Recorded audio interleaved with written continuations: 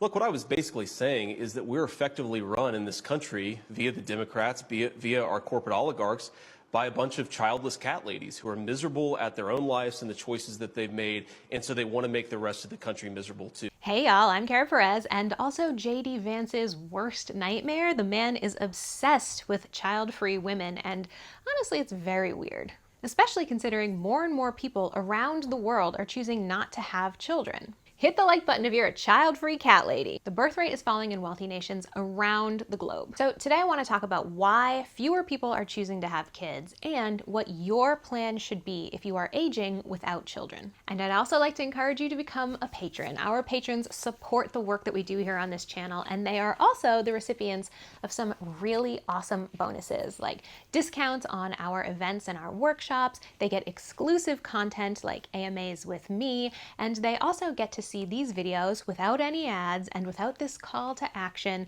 So please check out the link in our description and consider becoming a patron. Japan is the third biggest economy in the world, but in 2022, Japan had 799,728 newborns, a record low, falling below 800,000 for the first time since surveys began in 1899. In the US in 2023, there were about 3.6 million babies born, or 54.4 live births for every 1,000 females ages 15 to 44. As of 2023, birth rates in Italy have declined by 34.2% since 2008, with 379,000 births and 661,000 deaths. Now, before we go any further, I do want to say a quick thing, at least about births in the United States, which is the falling birth rate in the United States can be partially attributed to the fact that fewer teens are having kids. In the US, the teen birth rate reached a record low of 13.2 births per 1,000 females aged 15 to 19, which is 79% lower than it was at the most recent peak from 1991. And I'm just going to say it, fewer pregnant teens is a good thing, especially because the fathers of most babies born to teen mothers are over age 20, which is a whole other issue I'm not going to get into. The falling birth rate around the world is really interesting because a lot of people still want to have kids. Having kids is very much so still the social norm in most countries, and a lot of adults say that they want to have kids. But the birth rate is still falling. Why? There are several major reasons. The first of which is we're living in unprecedented times, baby. Man, these once-in-a-lifetime, once-in-a-generation events just will not stop happening. And this is freaking a lot of people out. A lot of adults are asking themselves questions like, should I have a kid if I can't afford a house? Should I have a kid in the face of climate chaos? Should I have a kid if the world is descending into fascism? We live in an age of open information. It is much easier now to know what's happening on any corner of the globe at any moment than it has ever been before in human history. You can see social unrest happening around the world. You can watch a proposal happening in Taiwan from your house in Kansas. You can watch a storm rage across St. Petersburg, Russia, while you are chilling in Santiago, Chile. And all of this information means it's really easy to see a lot of the negative things about being alive right now. And I would say among millennials and Gen Z, there is a persistent thought that the future is not going to be better than it is today. Now, what's interesting to me is that some governments seem to be recognizing this, and they are taking action to counteract this pessimistic attitude about the future. A lot of countries are looking at their falling birth rates and saying, we need legislative and cultural action to work against this.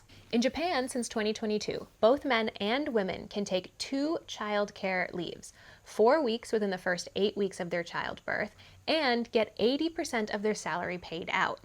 Parents can also take leave until the child reaches 2 years of age. Under the new law, contract or part-time workers will also be able to take child care leave even if they have been working for their current employers for less than a year. Japan has also focused intensely on normalizing men taking parental leave for the past few years, which is a huge change to the social and work norms of the country. In Finland, all mothers receive 4 months of paid maternity leave, even if she's not working. Fathers and mothers can split an additional 6 months of paid parental leave, which same-sex couples can do as well. Finland has also given new parents a baby box for the last 79 years. A box which is full of items that new babies need, like onesies, a blanket, a snowsuit, mittens, a hat, and the box itself, which can be used as a crib. Argentina subsidizes IVF and egg freezing for Argentinian citizens regardless of age, marital status, sexual orientation, or medical history. So governments around the world are getting involved, and they're saying, hey, are you feeling overwhelmed? Are you feeling like kids are too expensive? Are you feeling pessimistic about the future? Let us help you. And let us try and create a world where it is easier for parents to spend time with their newborn kids under capitalism. A lot of people's gut reaction is, it's too expensive to have kids. A 2023 study from LendingTree estimates the nationwide average for the cost of raising a child is $21,681 per year.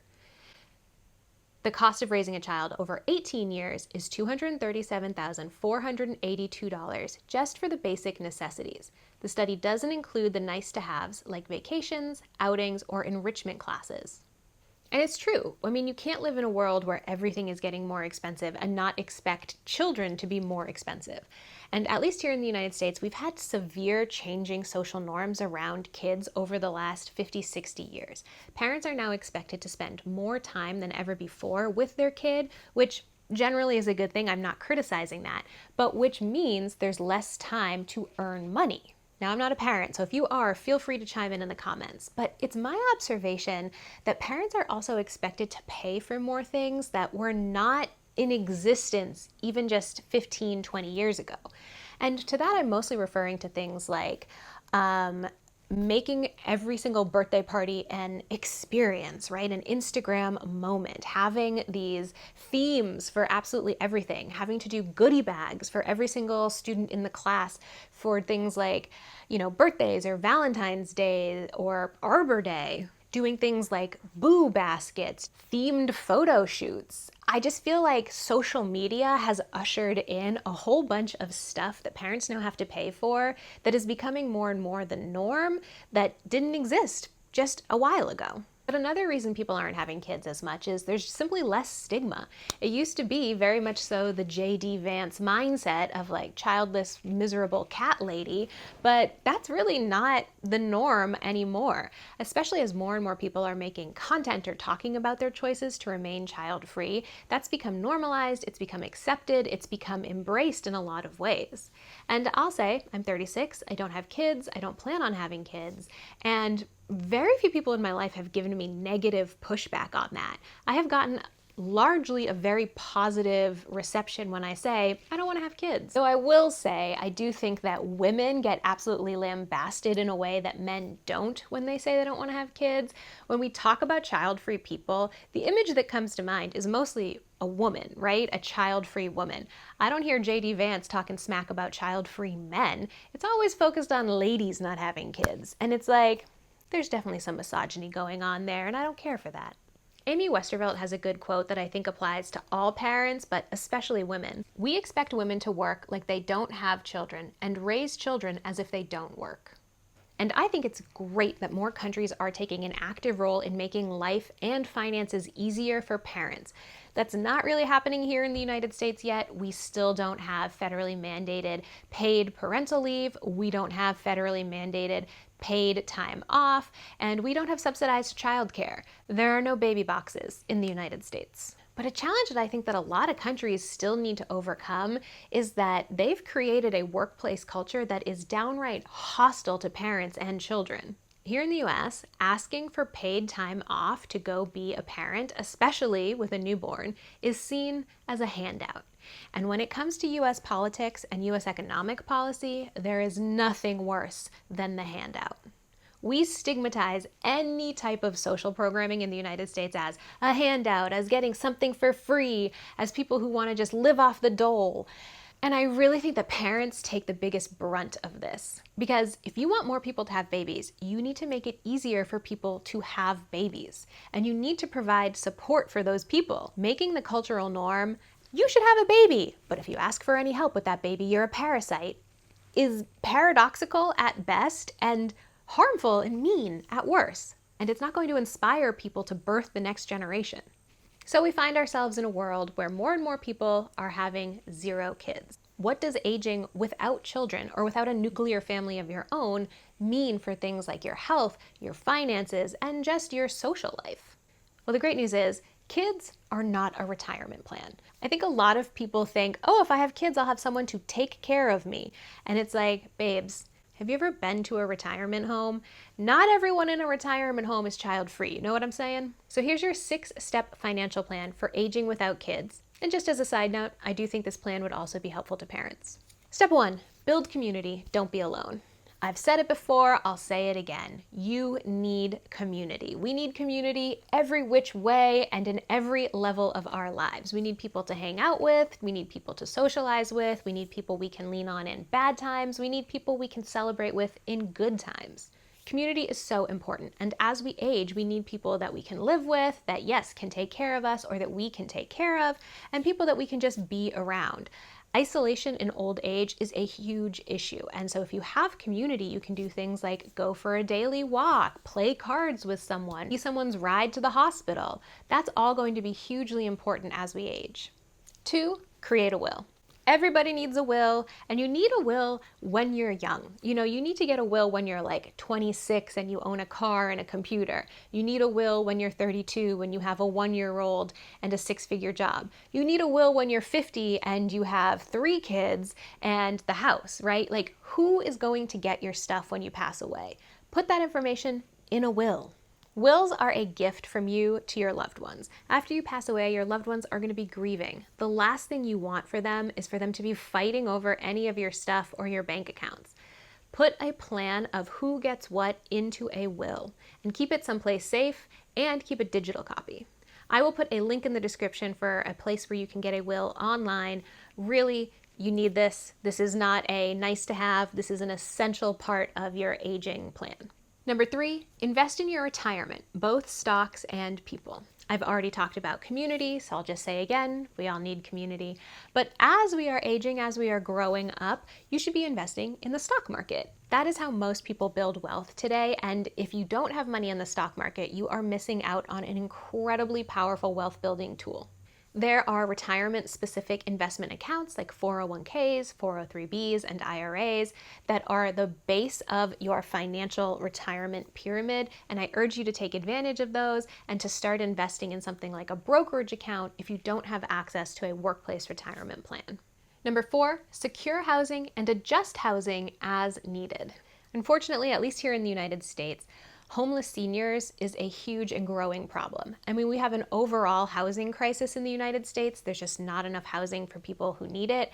But for older people, especially as they step away from work, they are living on fixed incomes or they don't have any cash flow with any wiggle room, housing can become a huge crisis. So I strongly encourage you to try and focus on housing when you are still in your wealth accumulation phase. Maybe that means buying a house, but maybe it doesn't. Maybe it means finally getting that commune life together. Maybe it means living in an intergenerational home with your family or friends. Be creative about how you approach your own housing needs. And also, adjust the house as needed. If you have a chronic illness or if you are disabled, feel free to make your house easier for you to live in. Put a bar in the shower for you to hold on to. Put a ramp up to your front door so that you can access it via wheelchair. Bodies change, okay? That's what they do. And so taking the time and the money to invest in a secure home and in a home that works for you and your physical needs is a huge part of your retirement and aging plan. Number 5, appoint a healthcare proxy. A healthcare proxy is someone who can make healthcare decisions on your behalf if you are incapacitated. So if you're in a coma, who is going to make decisions around, yes, I want her to have the surgery, or yes, you can give her that morphine? A healthcare proxy, so important. I would say it's the number 2 most important thing you need to do. The first being build community, or the first being get a will. Oh, I'm torn. Those are also important as well. But healthcare proxies, so important. I don't want to go into a ton of detail on this, but I saw one set of grandparents go through various health battles as they aged in their 80s and 90s, and having a healthcare proxy was so crucial to A, getting the care that my grandparents needed, and B, making things easier in the family between certain people. You know what I'm saying?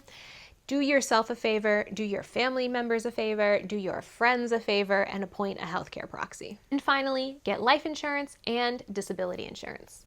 I will link to a life insurance company in the description below because you need this.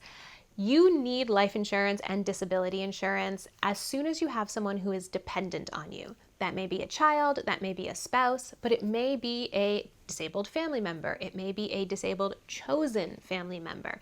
It may be a member of your broader community, someone from your church, someone from your poker league, whatever.